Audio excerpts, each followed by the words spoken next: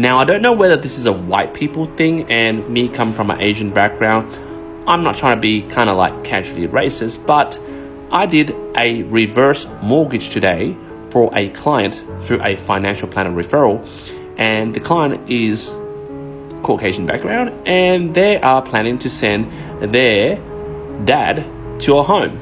And obviously the dad couldn't afford it, and the kids wouldn't fund the retirement home village for the dad, so therefore they suggested a reverse mortgage. So let's look into what a reverse mortgage looks like. The reverse mortgages 101 in my drawing board. We have a home over here, the property, the Pine Place of residence of old man over here. He's, got his back bent and he's holding a cane. Yes, a very bad drawing. So what happens is a reverse mortgage pulls out equity from this property for whatever X amount for old mate over here to enter into his, retirement home village.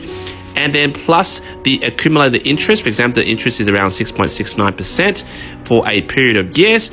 He doesn't need to make any repayments. This is all accumulated in this home loan plus the interest. And what happens is they will pay out the loan when he decides, old mate over here decides to sell it, or he goes into the coffin, rest in peace, and he carks it and he dies. Now, the obvious perk of a reverse mortgage is that the applicant, which is old mate over there, doesn't need to pay any regular repayments for that period of time of obtaining the reverse mortgage. He doesn't need to show income documents. Obviously, he's on an allocated pension. He does jack or doesn't just watches TV all day and all that stuff.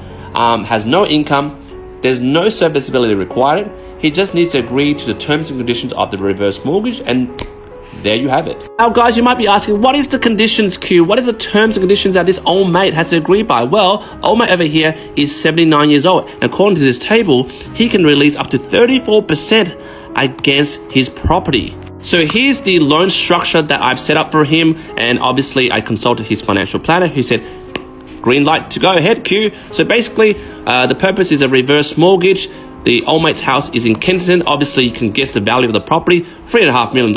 If we value it more non-conservatively, probably $4 million. So basically, old mate at the moment has an existing loan of $200K against the property at the moment, and he wants to obtain $800K against the property. So basically, the rate is around 6.29. I think it's jumped up a bit, interest only, and that works out to be under 34%. Because $1 million over 3.5 is definitely less than 34%. And I know what you guys are thinking. 800K Q for a bloody retirement village? Is he living in some sort of penthouse in like the CBD of the city? No, here's the breakdown of the 800K. According to my detailed notes to the assessor, client's purpose for the 800K is broken down into 20K per annum lump sum for home improvements, 50K lump sum for current living expenses, 52K upfront for medical and care, and 4K for health and motor vehicle maintenance. I don't know why he still drives, but old mate is still has it in there. And plus 200K NAB home loan payout. That totals a 326K lump sum payment, and then old mate requires 100K regular payment over 5 years, total of 500K. So that is then leaves him with 174K cash reserve, totaling $1 million. Obviously, this is a complex deal. Got to deal with the financial planner. Financial planner has to do a statement of advice, show it to the bank, and it got settled today. But mind you, it took 3 bloody months because it was so complex with the bloody assessor. Going back and forth, blah, blah, blah, blah. But the reason why the client went through this lender, which obviously I'll tell you if you contact me, because it's privacy reasons I can't release that info, they have a promise. Promise one is lifetime occupancy. Your home will remain the place you live in for as long as you choose, unless you die and you sell it.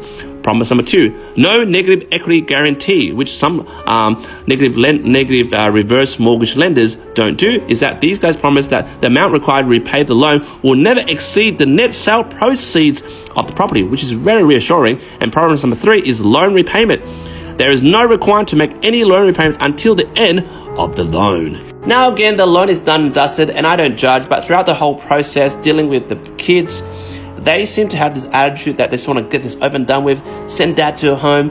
And now, coming from my background, I would never ever think about sending my parents to a home. I'll probably think of ways to take care of them, or maybe they stay at their home and we provide nursing care where, I have about three bigger brothers will pool all money just to help that. You know, the kids over here earn over six figures, white collar jobs. You know, even though I don't agree with it, but I did it anyway because it was the financial planner's advice and I'm just the transaction person. So for guys watching this video, jump in the comments, let me know whether you send your parents to a home, and if you can't afford it, would you do a reverse mortgage on their bloody home so they pay for their own retirement home? Me personally, I wouldn't do it, but no judgment to people. I don't think it's a race thing, but I kind of think that the ethnics won't do that to their parents. But then, I don't know, I'm not here to judge. I'm here to just basically stir a bit of your opinion.